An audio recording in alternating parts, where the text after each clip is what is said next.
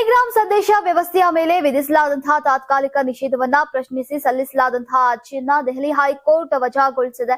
June 22ರವರೆಗೆ Telegram ನಿಷೇಧಿಸಿರುವಂತಹ ಕೇಂದ್ರ ಸರ್ಕಾರದ ಆದೇಶವನ್ನ ದೆಹಲಿ ಹೈಕೋರ್ಟ್ ಎತ್ತಿ ಹಿಡಿದಿದೆ. ಈಗ ನಿಷೇಧದ ವಿರುದ್ಧ ಅರ್ಜಿಯನ್ನ ವಜಾಗೊಳಿಸಲಾಗಿದೆ. ಟೆಲಿಗ್ರಾಮ್ ಅಪ್ಲಿಕೇಶನ್ಗೆ ದೆಹಲಿ ಹೈಕೋರ್ಟ್ ನಿಂದ ಹಿನ್ನಡೆಯಾಗಿದೆ.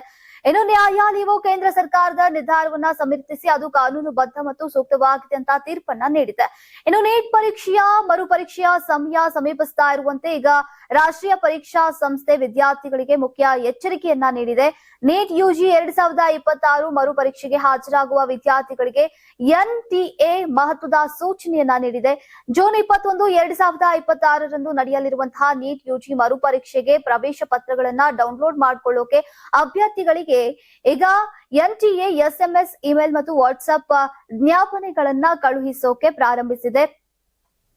ಜೊತೆಗೆ ನಕಲಿ ಸಂದೇಶಗಳು, ಸೈಬರ್ ವಂಚನೆ ಮತ್ತು ಹಣ ಕೇಳುವ ಮೋಸಗಳು ಹೆಚ್ಚಾಗ್ತಾ ಇರೋದ್ರಿಂದ ವಿದ್ಯಾರ್ಥಿಗಳು ತುಂಬಾ ಎಚ್ಚರಿಕೆಯಿಂದ ಇರಬೇಕು ಅಂತ ಎನ್ಟಿಎ ಸ್ಪಷ್ಟಪಡಿಸಿದೆ.